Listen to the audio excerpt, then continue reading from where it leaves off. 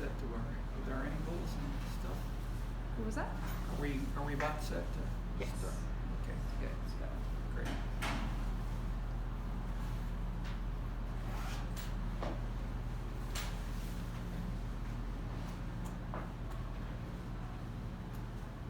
As I was coming in today, I saw a sign and had to bring up a copy to you for an hour. This is a sign here of something that joins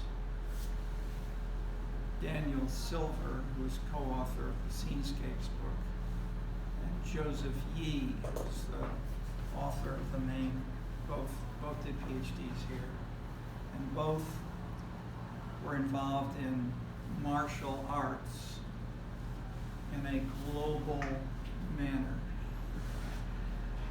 Donald Levine, who was dean of the college and he's professor of sociology, worked with Zimmel, as Cosmopolitan, urban kinds of themes, and then he became involved in sports, with more specifically martial arts, Aikido, and he became a global leader in doing these things. There used to be, I don't know, is anybody involved with this stuff today?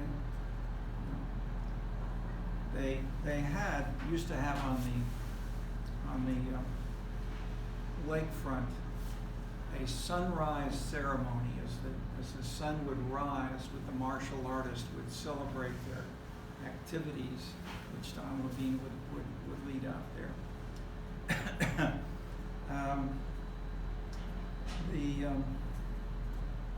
I haven't done that. I do as cyclist, but for today I'll put on my shirt once, my jersey. The last time we had a serious pre-COVID, the last pre-COVID road race of cyclists for the state championship in Illinois and Wisconsin. And it keeps me going. And yesterday, or two days ago when it was really cold, and then the day after, getting back to longer rides, getting in shape for the summer. So the themes of globalization, in which I've stressed through the whole course, and I'll continue today, is how globalization brings more and more what Joseph He especially uses the term cosmopolitanism or cosmopolitanization, which is what we're doing with a vengeance, having in the Chicago City Council and on this campus, in Russia, all around the world. Sometimes it's visible in public, other times it's hidden and considered illegal, etc.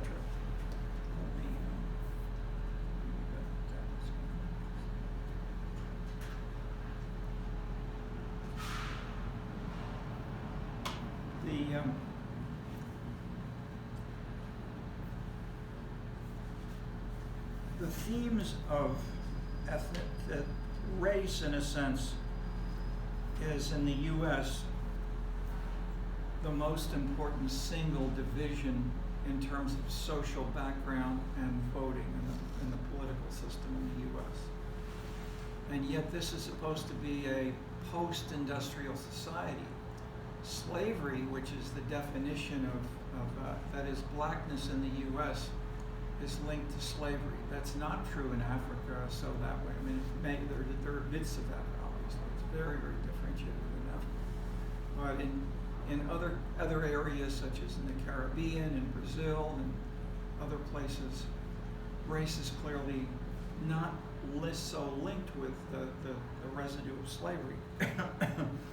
And so, where and how these were and are still there, such as Dorothy Tillman was the alderman of the ward just across the street from me for many years.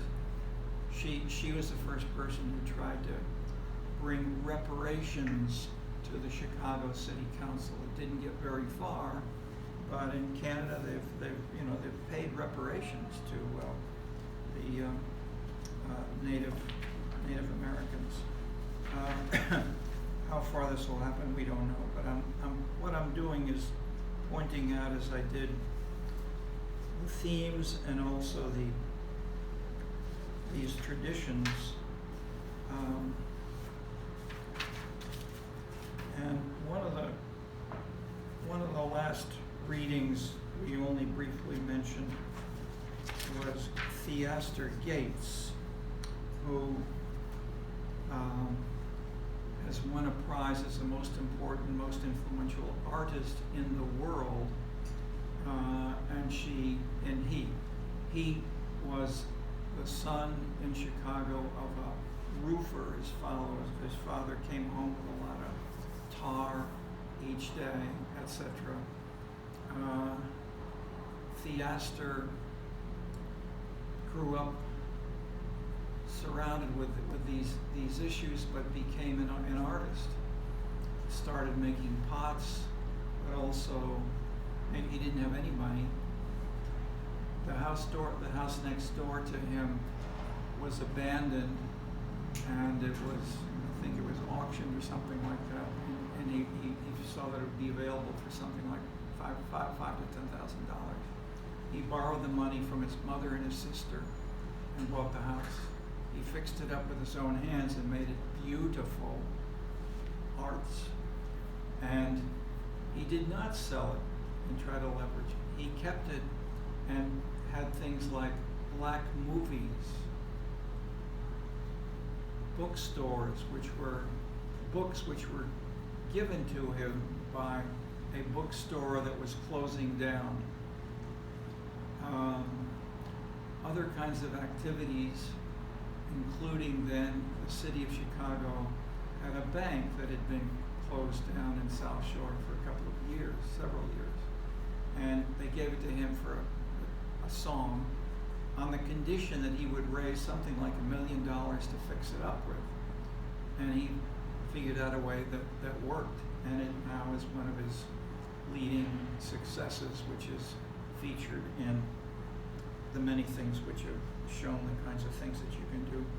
Bringing in artistic inspiration combined with his own version. Then when he got a couple of grants from some foundations, and at that point a couple of his staff came to me and said, we've got this problem that we have these foundations that have given us this money, and we're supposed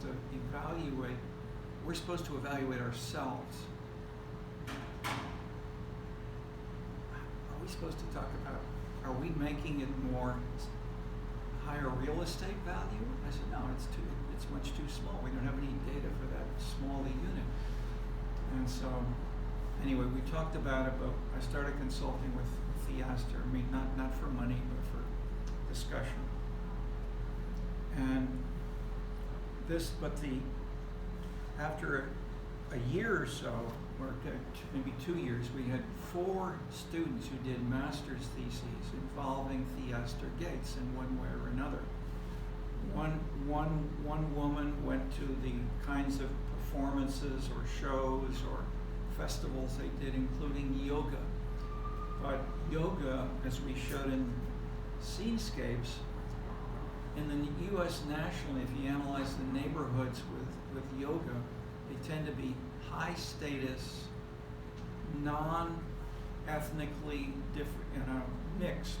That is, it tends to be very white, very upper status. He was doing the opposite. He's bringing in upper status white activity with lower status, generally African American women. So they combined it with, what's the biggest problem in your life you're facing right now? And each person would talk about that for 10 minutes or so. And they'd go around the room before they would really do the yoga moves.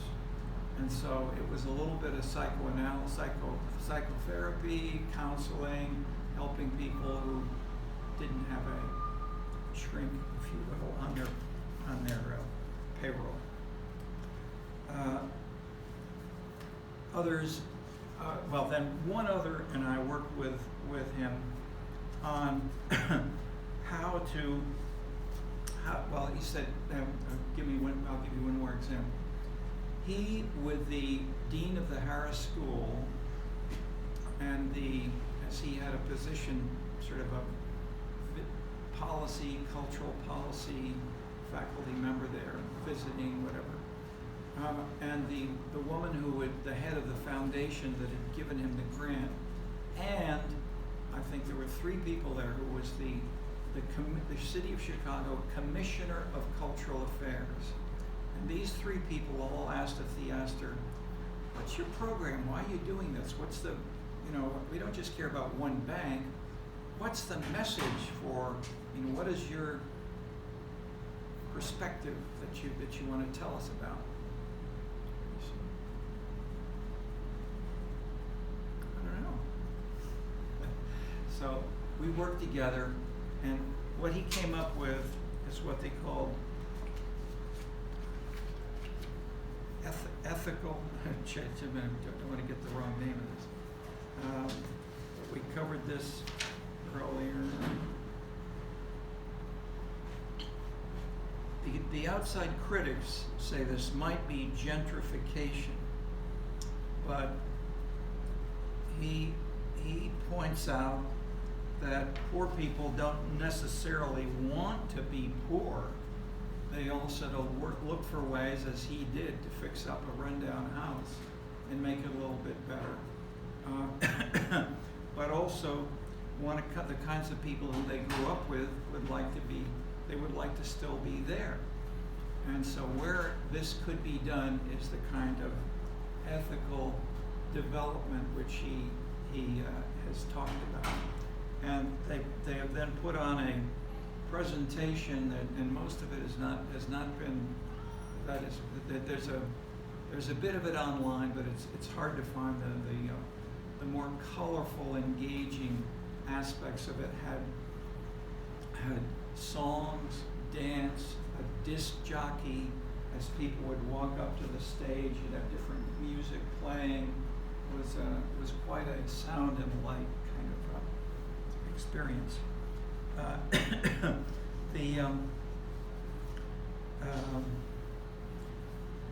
We had this simultaneous with a meeting of our Scenescapes project, and we had a dozen of the top people from Asia and Europe, and Theaster was right in the middle, and we had one session which we put on which was public, and then we had private sessions of just individual participants. I won't try to bring in what Theaster said, because I don't want to present anything which he's very sensitive about what he says and where and how and so forth.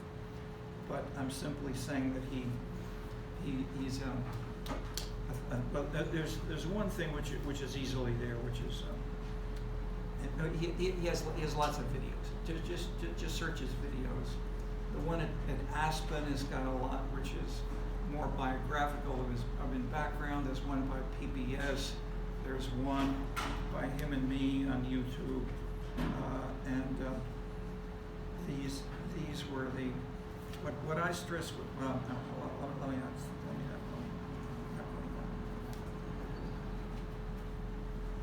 As I mentioned, I lived in Bronzeville the whole time I've been here as an adult, basically, and to get involved enough with people who know me long enough, I've got the wrong colored face to be participating in those civic activities and the alderman, but over the years, I'm still out there. And so I've worked actively. Toni Preckwinkle was the person who got me involved. She was a student of mine in classes here. Then she was all. Then she went on. She's now president of the Cook County Board. She ran for mayor the last time, and then she dropped it. But so there's a story in the New Yorker magazine about how Barack Obama got into politics and became president. Basically, as I mentioned, the cover of the New Yorker has a picture of Barack Obama wearing an outfit looking like a white Nehru, peace-oriented person, and his wife had machine gun bullets across her chest. So within one family, you can have those kinds of differences within these kinds of issues. Issue politics is thus able to supersede simple stereotypes of gender roles, macho, masculinity, marriage, and more. Okay, so how these things get redefined and are being redefined around us right now is important to pay attention to if we want to understand what's going on. So as I mentioned briefly in the new political culture, we analyzed this as the rise of especially social issues. Social issues are a big contrast with fiscal, economic issues. And traditionally, many people have said, of course, politics is about money. So who pays and who gets paid off and so forth, either in a patronage clientelist manner, where people exchange implicitly for votes with money, or where and how then this gets mixed with issue politics or with policy without the patronage of material, personalistic, private goods are distinctive. And so where and how that you can mix these now together is what gets complicated when you get, especially with African Americans, where you have a sharp combination of many people who are lower in status and income, and yet can be like Theaster Gates, can be the world leader in artists.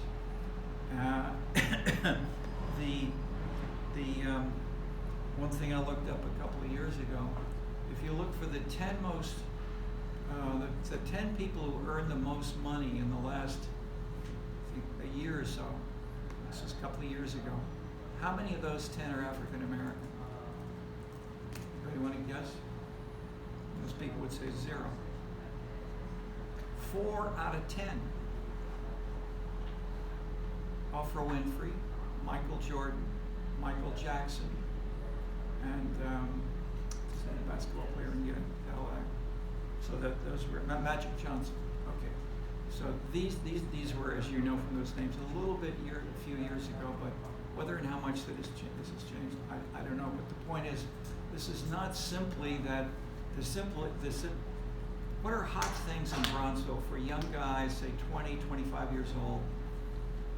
It's not what your grades are in school. For some it is, but not very many. But the guys who really pay attention are playing basketball, and they're writing rap songs. They're recording rap.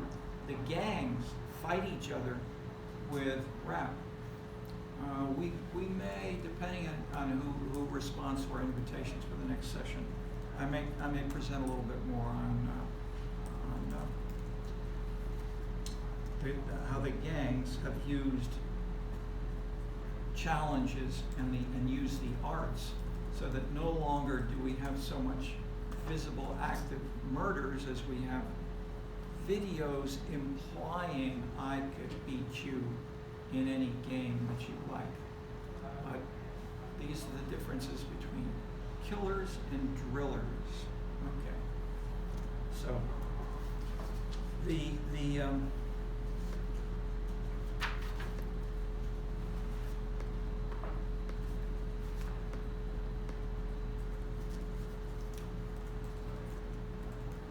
Joseph Yee is first on the list. I'll mention at least this. He did an MA in political science at the University of Chicago, and he came to see me and said, I finished my MA, but at this point I'm being kicked out of the political science department. I can't go beyond the MA. I said, really? What for? I won't go beyond that except to say that we worked things out. He got his PhD, but the title is not what you might normally read and say. Voting for the left and right, it was called God and Karate on the South Side.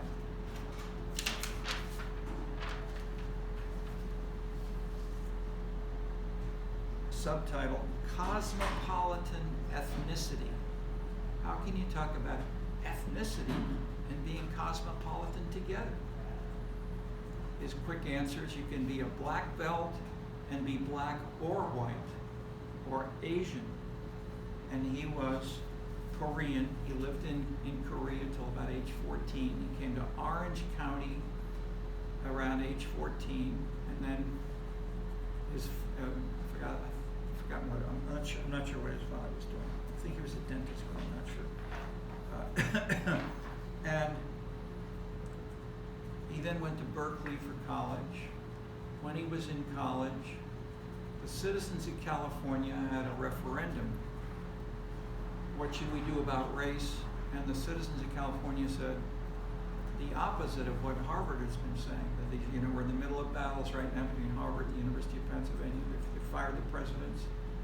But who's the driver of this? It's a woman who's a Harvard graduate, who's U.S. House, who's holding hearings and saying, is talking about anti-Semitism, the involvement of these universities, etc. So the citizens of California said, let's hold a referendum. Should we have affirmative action as a serious criterion for admission to the University of California whole system, or not? And what did the citizens say? No.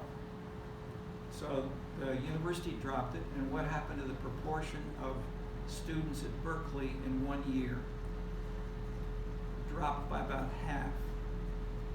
The proportion of African Americans dropped about half. The Asian Americans increased by about the same amount. Joseph was right there, and he thought, oh my God, this is not fair. I'm angry with this. But what should we do about it? And who's what? And why?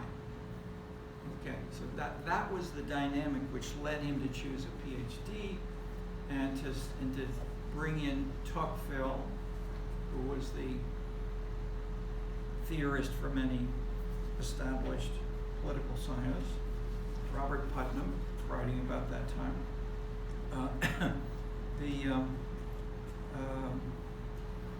He then said, what can I do about these young black men who may be smart, who may be, that is, who don't know who their fathers are. They fight with their mothers. They get kicked out, or they quit and don't go to school. Some of them join gangs. So clearly that's a path he can pursue. But he said, what's an alternative to joining gangs and shooting people? And he found 4 things. Anybody read the book? What's he say? Okay. Number 1 was martial arts. That is, let me go through the 4 and then say what they have in common. The second is a food, kind of a food organization where you sell products, food products to your friends. It's a mixture of global and local.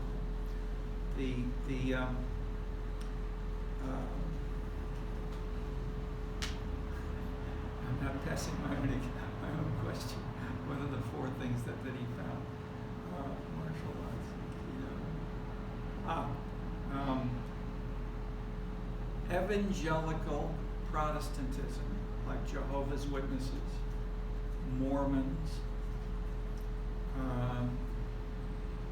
and one more. But and then let me also add, Joseph and I spent a year writing this syllabus with all these propositions. You don't get a syllabus like this in practically any. Has anybody had a syllabus as detailed in any of your courses? Okay. I never wrote one before, so Joseph and I worked hard and long about trying to put these pieces together, because this whole idea, this whole field of globalization is so messy. So how do we make this into something systematic? And he was the lead TA for 3 or 4 years. So we taught this several times. We would bring the for 1 year or 2, or say we brought in 1 year. We brought in people from the Mormon Church. One woman just stood up and said, I was saved by the church. I was saved by religion. I was a prostitute. I wanted to change my life. I found God.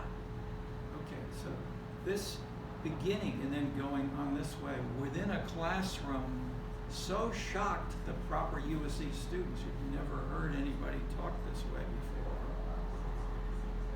It's done a lot if you look around people around. But some people said this should never be done at the University of Chicago campus. Okay, so, but the point is, these are things which young black men chose voluntarily, and even though this was their, quote, labeling African American young men, they looked as, on one level, as they're fighting with the establishment. But as you got to know what they were doing with all four of these organizations was having a level playing field where anybody could succeed by working hard. So it's a Horatio Alger kind of perspective, which was driving a lot of this. The leadership was usually a heavily Asian American, some whites, maybe roughly in the active participants, roughly 40% African American. That is not a majority, but a substantial minority. And so Joseph would then start to explore these. They also added, in contrast to what we may have in, say, the image, and this is the big contrast between LA and San Francisco, let's say Berkeley. The Berkeley theorists, which has trained the guys who were in the LA meetings, which I told you about, where we would have if people in LA were angry with each other, they don't trust their neighbors, they have car chases with the police, etc. Or when they had a what was the trial, they had a battle over the police, and the police basically went on strike. The police, there were no policemen out there then. So we had difficulties in Chicago. The police didn't quit. In LA, they just quit. They didn't, there were no policemen there for something like a week. What happened to the Koreans? Joseph was using the background. The Koreans had little shops, and when the Jews pulled out 10 years before or whatever, a number of the Koreans bought shops, liquor stores, grocery stores, basic places were more heavily Korean. And when they saw their whole shops were going to be attacked and there were no police, some of the Koreans went up there with submachine guns on top of their stores, visibly aiming at the crowd if anybody was going to come into the store. This gave the reputation that the Koreans are anti-black. Okay, another guy who then later on was a BA student, is Korean, at the USC. He became the head of the Chicago lead organization for Koreans, and he's now working on a PhD right now, having done this for about 30 years, and seeing the transformations in the ethnicity as it got redefined. I'll just to give it one more example or two. It was, when it started, it was to try to help poor Koreans who had grocery shops or liquor stores. They now have all been, let's say, retired, successful, whatever, so that the organization is now mainly teaching African Americans and Hispanics in computers and writing and basic job training kinds of activities. But the ironic thing, which you wouldn't know, that it's called the Korean Association, is giving almost no instruction or no help to Koreans. It's helping other now minorities who could use and did and are pursuing now these kinds of activities, which earlier were just for Koreans. Okay, so these transformations, if you will. Right. So Joseph spent a couple of years going to martial arts practices himself, watching, seeing how it was taught. So you could have, say, a 12-year-old kid, and the master would say, how much time did you spend in your homework this last week? He said, well, I was busy with other stuff. I was working out. 30 push-ups. So everybody watches him do the 30. You can't quite get to number 30. Okay, so the master has an authoritarian style, and that's the big difference from the USC and from the New England moralistic democracy. There's less democracy in these four organizations, and illustrated by the master is the boss. And so when Joseph presented parts of this to other organizations, and when they see, hey, are you advocating more authoritarian style? So Joseph would try to say, well, for some things, yes. He's also, I'll add, he hasn't just come, well, he's done another book, unpublished, about the college preparatory schools in Orange County, because it's a major driver of people who are affluent in China, in Korea, in Japan, and they may send one child or two children to go and live in Orange County or LA or that area, or Vancouver as well, and where they have excellent schools, often PhD students, recent PhDs from Ivy League schools or the University of Chicago, teaching in these places.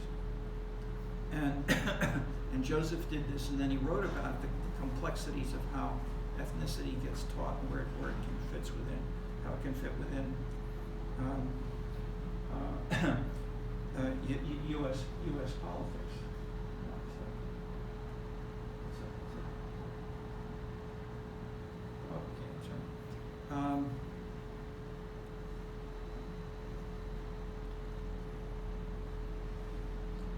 One example of that, after these LA riots, they created Korean associations in LA, Chicago, New York, and they raised a lot of money. People contributed heavily.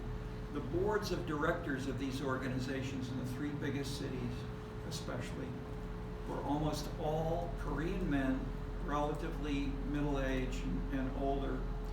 They could not or did not speak English very well, and they made no real contact with the local political officials or the local neighborhood activities.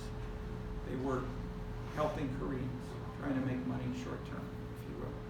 So after this riot, in all three of the cities, they fired the boards, and they brought in younger people, including especially, and then the executive directors in the three cities were all women with law degrees from very top universities who were very articulate, very sensitive with the American political system and how they could join them with these kinds of issues, which had not been handled properly by having machine guns in tropical stores and getting this terrible.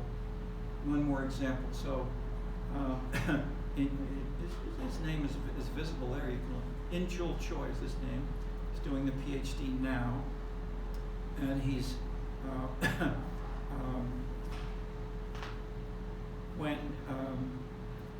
one thing which they would do was aldermen say following the example of Daily One, but doing more. The mayor who did the most generous contributions to Chicago citizens in the form of turkey and chicken at the time of Christmas, and physical, material contributions were not made by the aldermen.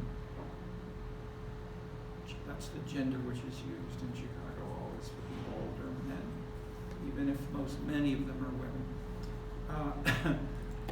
They received large quantities of groceries from the Korean grocery stores, and they give it to their citizens who are very happy to have the turf. So then, I've been with African Americans in my groups. Should we take these things from Mayor Jane Byrne or from the alderman? You know, I'm not going to vote for Jane Byrne, and I don't like this alderman either. And the answer was, be grateful for the gift, and when you go to the voting booth, make your own decision. Yes.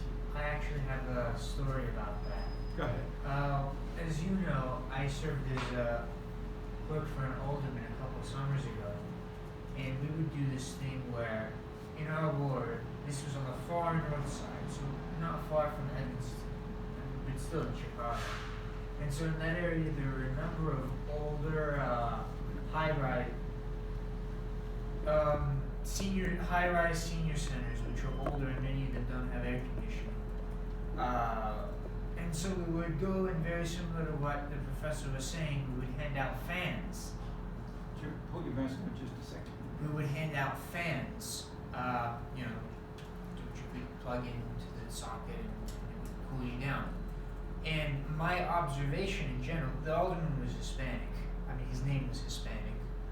And I'm not sure if that's relevant, but it's certainly true that the white ethnics were very receptive, the Hispanics were very receptive, but the black residents would not touch the fans. They wouldn't give us their name.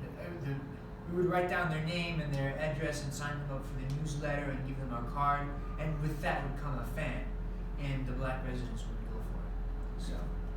No, good point. Let's put it as a question. Why the difference?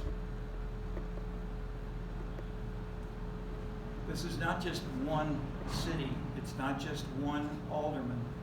This is a bigger question I'm asking. What have we read in the course? What kinds of data is there? It's not a question of what your values are or what that alderman's were, or what Yasha may have felt himself was good or bad. The question is, where is this happening and why? Yeah. Let's say, like in the black populations, I feel like they could have a lower level of trust in the local government because, there's a lot of police presence and they just don't feel inclined to give their information to the government because they don't feel very helpful. Okay. Yeah, yes, for sure that's going to be one factor. What's another factor that's not just that?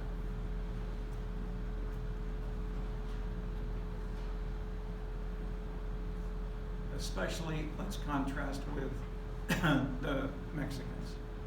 The Mexicans, many of the Mexicans are poorer in terms of income. They have lower status jobs. That is, many of the blacks 30, 40 years ago were waiters in downtown restaurants. You don't find practically any black men. So,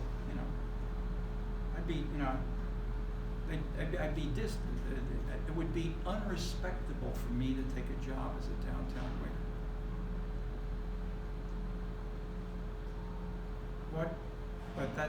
I'm not trying to what I'm using that example to try to say, so now the Mexicans are very heavily working as chefs, cooks, waiters in Chicago restaurants, downtown. Okay. Why is the difference between the two? It's not income. It's not the education is probably lower for the Mexicans than for the blacks. This is just a guess, but could it be more to do with stereotypes and how they may be feeling like the assumption is that they can only afford or utilize a fan versus maybe higher income ways of living, like an AC unit or something? Could be maybe the insinuation or thinking about that type of what's the stereotype? Well, you just provided. I'm Latina myself, so I guess I've been around that and I've seen. Maybe have more personal experience with it, but I mean, if the insinuation is that most of them work in kitchens or struggle financially, if being provided with a fan is supposed to aid them, that I guess maybe one guess that I would have would be like, well, are you assuming that I need this fan because I can't afford AC, or that there may be other assumptions associated with that gift? What I think I hear you say is, not just an assumption or a stereotype, but I think you're basically saying they have lower income and education, which is not, okay, I'm not, that's a small point.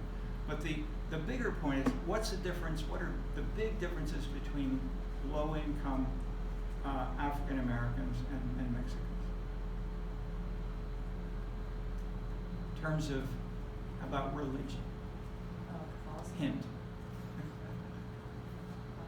Well, Mexicans tend to be Catholic, so, I mean, I myself am not very religious, like, in terms of getting into the biblical part, but I'm assuming that, yeah, Catholicism is probably a major factor here in taking something of that sort. Okay. What is there in especially the evangelical Protestant differences from Catholic? I don't know if this is exactly what you're looking for, but in general, Catholic countries, for example Mexico, tend to be corporatist in culture.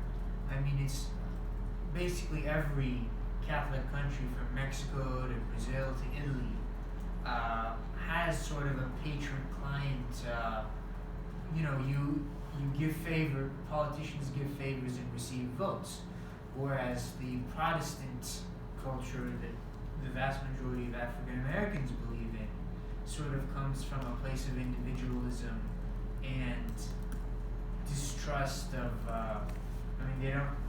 there's the mafia in Italy. Mexico, I guess sort of similar to the ward system in Chicago, was a one-party state for many years. And so they have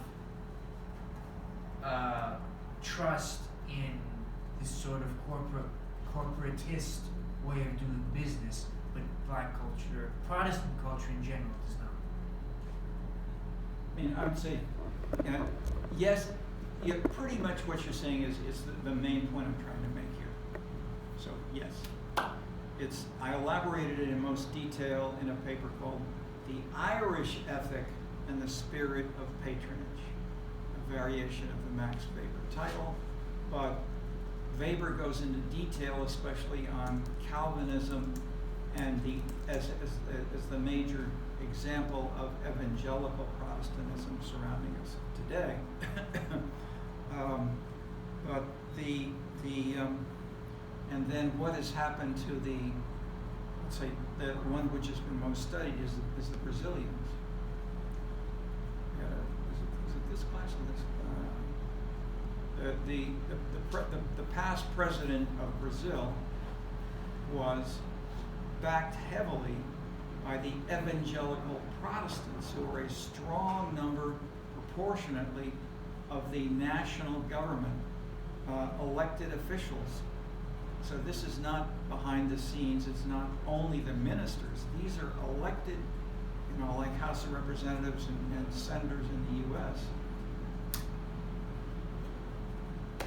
If you go today and ask people, or if their data, I think the census collects these data in Brazil, what proportion of Brazilian citizens go to Protestant versus, these are basically evangelicals, versus Catholics? And the answer is there are more Brazilians who are in church on Sunday in Protestant churches, even though it hasn't a long, hundreds of years of Spanish, Roman, Catholic tradition. So these are competing with each other right now, and this is openly, this is issues of redefining right and wrong, and in a sense, to put in a simple sentence or two, the idea is that the good Protestant would have a direct relationship to God and to your achieving your salvation, but it does not go through the church. It does not go through a priest who asks you to come and give confession, and then the idea is if you confess, you can achieve or find redemption. There's no confession and no redemption for Protestants. You've got to go to hell you've been bad, or you can make your life better, but you don't have the church or a minister in the box is going to say it'll be all right because you will be forgiven. Okay, so the concept of where and how redemption works is part then of politically affirmative action. Affirmative action, when it was created, was exactly redemption. That the whites had sinned against the blacks by creating slavery, and there should be a payoff, an effort to return. However, the way that was worded and articulated and believed in, I would say, by many people when it was first created was, if we have two equally strong candidates, we should lean in the direction of helping the person who has a minority background, legally defined. And who gets legally defined? It became tricky, but clearly for women, African Americans were given affirmative action. More how that has changed is a sensitive issue, which I will hesitate to try to articulate, except to say that many would have said that affirmative action has just become ethnic politics in the classic style of helping others of the same background, not looking for a level playing field. Okay, so this is Bill Clinton himself and Hillary Clinton disagreed on these issues. Yeah. I was just wondering if you could clarify a little further Protestantism and how that mixed in with the Brazilian candidate and how that kind of tied into the redemption complex. Would it be, just so that I can further understand it, reasonable to say that Protestants look for redemption and then by immersing themselves in politicians or other forms that they can receive that redemption that they're not getting from the church? Or I guess I'm just trying to figure out the difference between maybe how a Catholic religion may or may not have gone about supporting that certain politician, and why Protestantism seemed to be overlapping more with that kind of political. No, big, complicated, important question. Just useful to differentiate, as Weber did in his book, Protestant Ethic, to differentiate between the Calvinists and the Lutherans. So the first Protestants were Lutherans. Martin Luther, of Martin Luther King. That Martin Luther basically said the church is too strong and too hierarchical, but we've got to work along with them. And the only way we can be able to have a church is to make it a state church, because we had in Germany, much of the Scandinavian countries, where they did not have, I won't go into too much of this, but basically the Lutherans said the political leaders can have a veto over the ministers. And thus the political system dominated the religious churches of Lutheranism, and that defined that. And so within England, where you have the Church of England, the Church of England basically is a Catholic church, but instead of being linked to Rome, it's hierarchically dominated.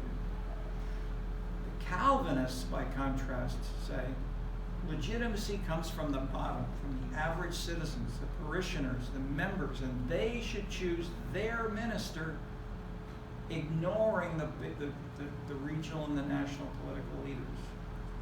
And that was a big revolution. And so that persists today. And so the evangelical churches are Lutheran in that sense. There are other things which Weber goes into, but that's the big, the most visible. That is the sense of hierarchy.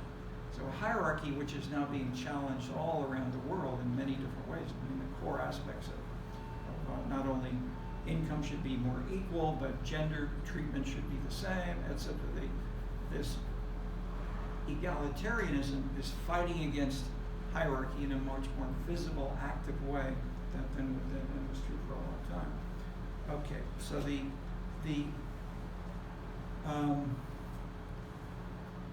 African American Chicago residents who would say, no fan, you could say, there's no priest back there who's going to give me redemption. It's left to me. And if I'm going to be a good person or bad person, I'm going to read the Bible myself, and I've got to decide for myself. The church is not going to give me redemption. And if the fan is in there, I mentioned Daily 2 gave a talk here, and the first question was, what did you learn from his father? And his answer was, we never talked about politics in the family. It was dirty. Whereas by contrast, the New England moralist view is all of your life is there, which can be reviewed by God and by everyone around you if they look, or if you yourself realize you are not just being reviewed over a narrow set of activities. Everything is open, and if you take a fan or not, that counts as good or bad as the person who is being assessed in those terms. Yeah. Another example of what you're saying is, and I admit this is based on me watching The Sopranos last weekend, but are you familiar with The Sopranos, the TV show? Basically. Yeah, I mean, the mafia in general, they don't like talking about it at home. They don't even refer to it as the mafia. They say our thing, you know. So a very similar. I mean, they're all Catholic, at least nominally. So that's basically goes back to your point of that's the Catholic culture versus Protestant. Yes. Okay. The Putnam discusses this a bit. It was on our reading list. Behind Putnam, I mentioned the book by Edward Banfield, which is still sold today in Italian airports in translation. It's called The Moral Basis of a Backward Society. And so this really tells, the dirt of Southern Italian lifestyle and people fighting over this openly and visibly. And then a review in the American Political Science Review, 30 or so top political scientists said, yes, Putnam was right descriptively, but he doesn't have any theory, which they agreed on, and they disagreed with each other. So you have Marxists, you have Roman Catholics, you have all different kinds of political scientists, atheists, etc. And they disagreed on the interpretation, but they did agree that basically what Banfield described is the way it is, life is lived that way. Okay, so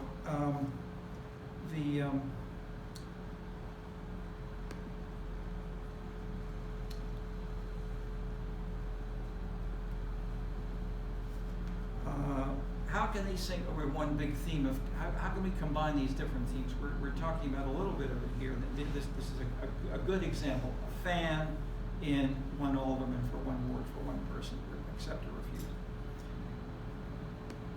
Take another name. I mentioned Joseph. He was back and forth between Orange County. Then he went back. He took a position in the faculty on a faculty at a university in Korea, and has been back and forth between the U.S. and Korea. He's been doing papers on LGBTQ, etc., and North Korea, not the South, and the evangelical churches. He probably has something on martial arts in this as well, but I'm not sure. But what he sent me several papers are on there are a number of evangelical churches in North Korea, and they get along very well with the government.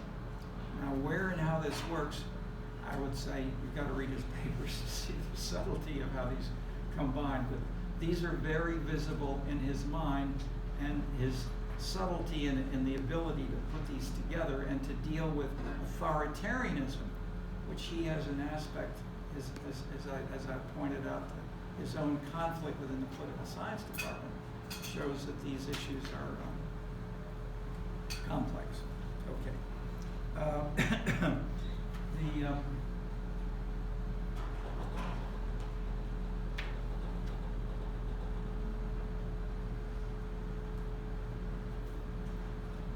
I'm giving you examples as he does in much of the book. Most of it is ethnographic, how he was active in the martial arts club or association. He would go to meetings nationally and internationally. He knew he has well, as I mentioned, maybe I didn't put it this way. I mentioned the young African American men who he was doing field work with, getting to know some of these people, but also looking for national surveys. What do these guys do? What in a sense, what do they respect? They feel they are dissed by the world around them. What do they feel they respect, and that they can in their own terms be successful.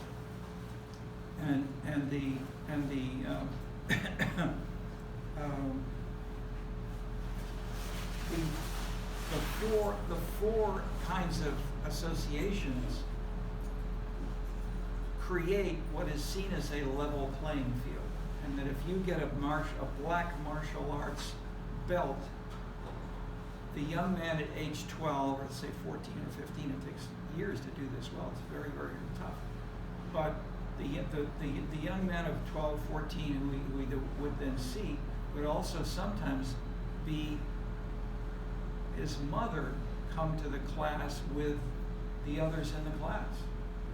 So in that sense, I won't try to elaborate too much. Take a look at his text for looking at things which do seem complicated. But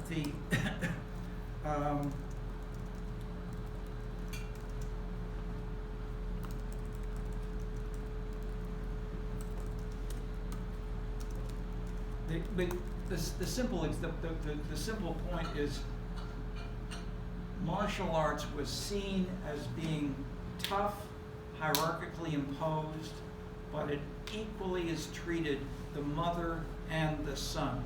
And the son in that respect could see, I don't have to be tougher or whatever, and normally, I have to do what my mother says.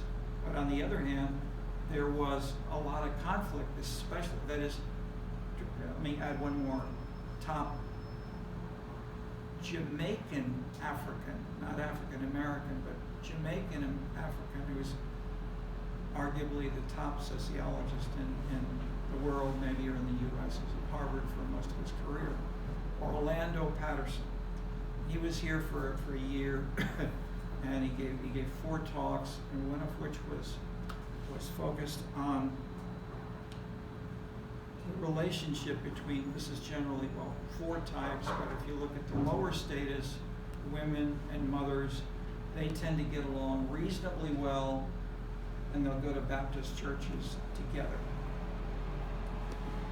They're happy with the church, they're very devout, religious, etc. Their sons, they fight with, and they have a lot of difficulty, and many of them refuse to live with them, leave at a young age. And so in that sense, the difference between the sons and the daughters is big. It's not explained by income, education, race. These are parental child rearing. So this is the entree. I'll just add one quick wink here. The Harris School, Mr. Harris published a book. Anybody know about what this is on? Ever have to take a Harris School course? Okay. This book is on child rearing, and especially focused on African Americans in Chicago as the touchstone of where and why and how one can overcome problems of crime, disorder, attack, etc. And the issue is child rearing. But where and how you deal with, so the daughters are working fine. That is in data as of, again, this, I haven't seen the most recent data on this, but a few years ago, African American women with college degrees earn the same incomes as white women. In that sense, it's a fairly level playing field for African American women. When they go through college, they do well. I won't say that it's not any African. I mean, this is just the census data. The black men earn much less. Either college, black men with college degrees earn much less than white men with college degrees. Bill Wilson's book cites a number of other things as problematic, which transform away from the materialist interpretation which he himself followed for much of his earlier books, and he reversed himself when Barack Obama was elected mayor. So that the rationale was not just accidental. That is, Bill Wilson in turn said, look, if we have an African American as president, we should no longer hide our race. We should use it in ways that can help address those problems that may be black specific and maybe men who are different from women in the kinds of policies which can be appropriately targeted. So that kind of discussion was very new. And it's still, as you can see, this is fought over at Harvard, for instance. Okay. Let me add briefly, in one chapter of the book, he has, anybody know what else there is which is not the ethnography? He uses what's called the General Social Survey, the GSS. This is a national U.S. survey of about 1,500 Americans each year, and then sometimes they're more than 1,500, but when you add these up over 20 years, you've got a lot of data. It's the biggest, best national source, and the same thing internationally, where it's called the ISSP, the International Social Survey Program, where they generally try to use the same exact questions over the years, because if you change one word, you can't compare it precisely. So they are the best way of observing. And so Joseph analyzes one chapter. One of the biggest changes among African Americans was those who go to evangelical churches tend to be more successful and more racially integrated. Less true for the non-evangelical. That is, some of it, he analyzes a number of things like this, but the normal, quote, relationships of the stereotypes that are simply widely used often don't fit. And so looking at where and how these things, he then joins his ethnographic work with the GSS stuff, which is very useful. Okay. Let me stop for a second. I mean, you've been asking some good questions, but anybody want to follow up as these? I'm trying to give you a mixture of Chicago, national, international, and disciplinary.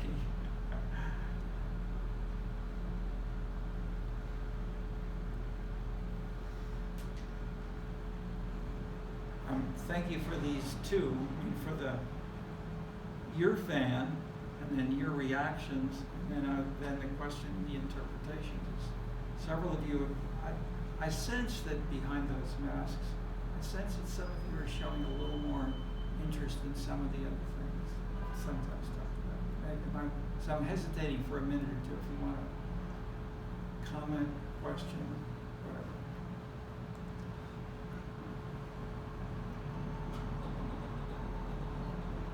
Or is yes. I guess a quick clarification. You said after the LA riots, there was the rise in the Korean organizations. Korean organizations. I was wondering if you could, why do you think that was the case? Yeah, I don't think I said that. Did you have written down that I I do, maybe I miswrote that, but. That is, we've tried to analyze that a bit. I didn't mean to say that right here. Let me think for a minute if this is how these relate to me. I mean, the rise of green organizations is major, happening around the world and in the U.S.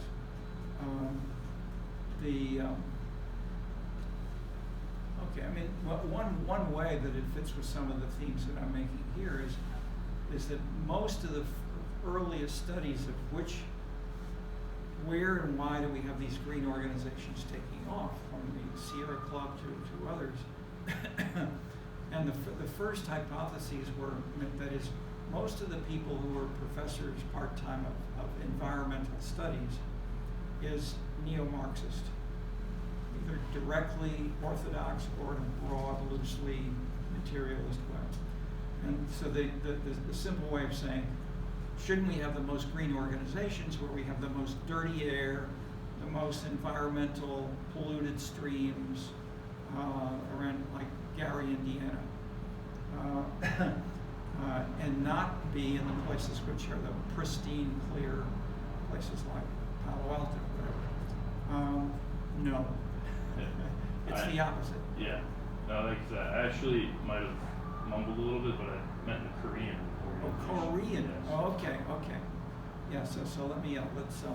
So did you want to follow up with anything specific about the Korean? No, just because the LA riots, like from my prior knowledge, is all about the race stuff and the police. But then where does the Korean fall into that?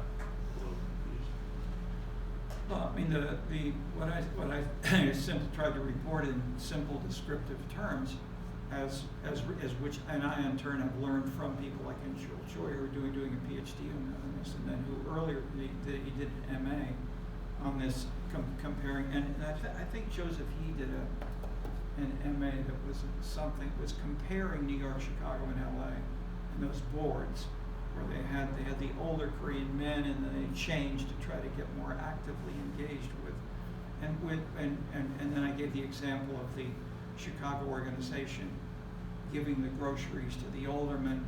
Showed, I mean, that was a kind of sensitivity to what works in Chicago's materialist, private good politics. Yeah. Okay.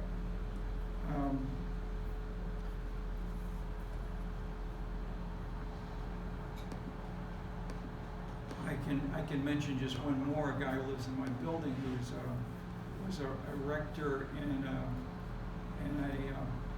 Episcopal church nearby on King Drive, and I mentioned these Korean guys, and he said, "Wow, you know them? These guys are really terrific. These are really giving us a much better insight, giving us a better way of negotiating with the city and so forth." So the Koreans have that these two guys are not women, but they're PhD candidates in sociology and political science. They really have had that kind of. Let me add one more, even moving beyond that narrow field. We had a conference funded by Marty Lipset and I were having conferences on our social class is dying. We published that paper and the importance of a Marxist perspective of class and of what should be the social democratic party policy. And so so we had a guy who was we had a couple of conferences funded by the Social Democrats who Lipset had worked with earlier. And they spent. So there were about 40 of the top Social Democratic Party officials and consultants, Bundestag representatives, professors, consulting firms, marketing, and so forth.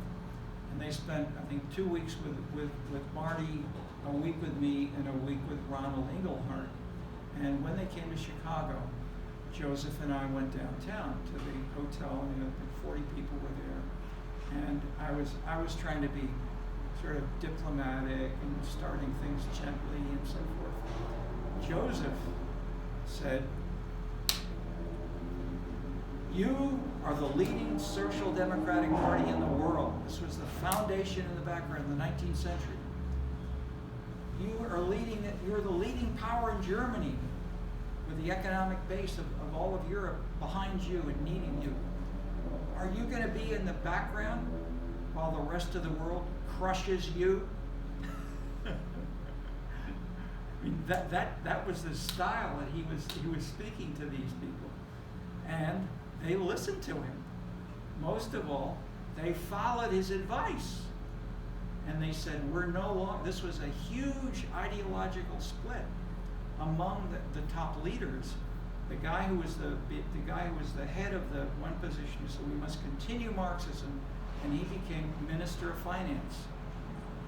But the others were against the strong Marxist class position, and they wanted to, and they basically said, bring in the other social issues, but also not just follow the unions in a narrow, self-serving way. Okay. So the Greens came in, and we've talked about this in Germany and Italy more generally, but I'm making the simple point that this is the same Joseph Yee, TA in this class, helped to transform the Social Democratic Party more than I did. My style is just not that. Okay, go ahead. My question was just going to be about the final exam. Sure, but, go ahead. If you had something before that, I'm going to be clear.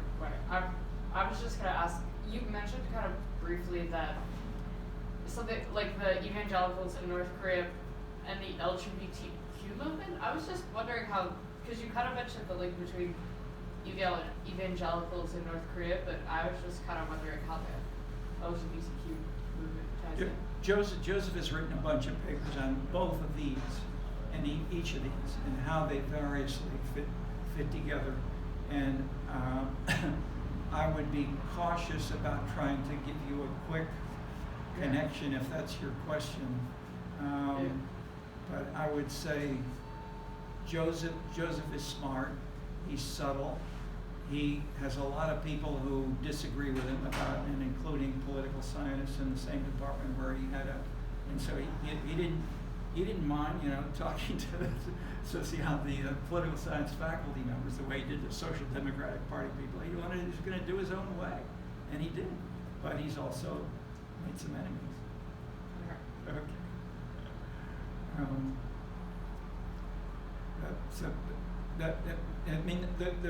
The quick point with these four organizations and what he does is his own style is basically embracing the ideas of egalitarianism combined with a level playing field.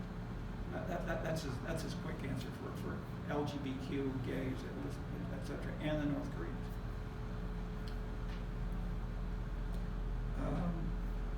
Final exam question. I had seen that it's this Wednesday, and so I was just wondering if we should expect the midterm. My mistake, I think, I'm started to send out critical point if that hasn't been clear. An earlier version of this, I want to explain why historically. It was right when I did this a year or so ago. But with COVID, and then after COVID, they didn't change the weeks, and so I didn't change the time. So the final exam should be on the 9th Wednesday. So it's a week further down, and I've typed this in, but I haven't sent it out to everyone yet. So we will have. Next week we'll still have more discussion, so it will be, and I think it's next. We'll have 2 sessions next week, regular classes, and then the week I think after that will be in the normal exam week for all the exams in the university. So it's during the exam week? Yes. Okay. And that's on top of our final paper as well, correct? Yes. Okay, Yeah. so it's separate. Yeah. And then the other question I had is, like, you mentioned there were some, like, discrepancies between, like, the syllabus and Yeah, the modules. wait, on paper, I'm not sure, I think for the paper, I think is that it's normally been the last day of class, so that's a week earlier, a week earlier than the exam. And for the exam, I was just wondering, did you want us to focus more on the modules, like the readings, the files that were presented to us, or what was more explicitly sort of detailed in the syllabus? I just all of them to a certain extent. I just had trouble finding certain papers within the modules for each week. Sorry, I don't quite understand. What was the question again? Sorry. So when I was Just a little more detail. yeah, of course. For an Sorry. example.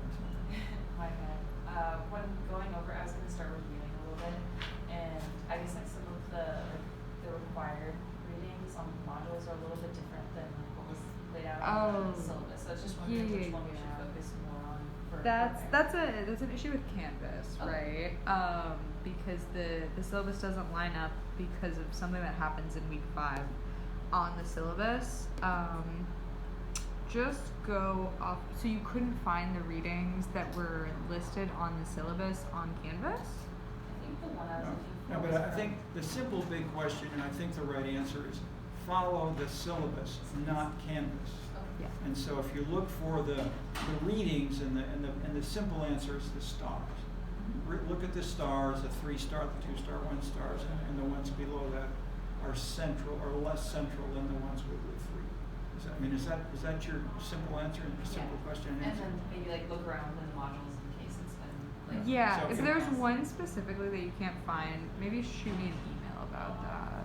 Yeah, so send her the details. Yeah. If there's something missing and should be on Canvas, and we'll try to get it fixed up for you. Yeah, thank you. Sorry, I just wanted to clarify. Sure, no, that's good.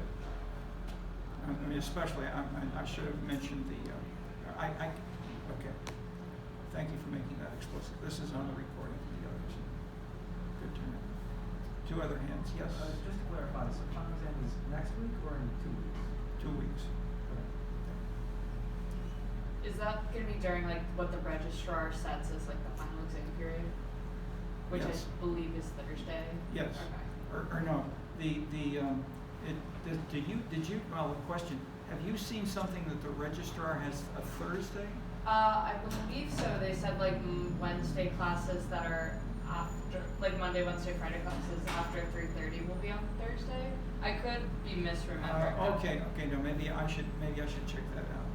So that isn't, so, We'll send out more details about it. Probably soon. Probably, if I had to guess, after class on Wednesday, we'll send out more details about the exam. Yeah. I know you're gonna send more details, but I might as well ask this on topic. Is it gonna be like a similar to the midterm? Yeah. Okay. yes. That's right. It'll be similar to the midterm, and similarly, coverage is the whole course, every week. Yeah. Okay, thank you folks.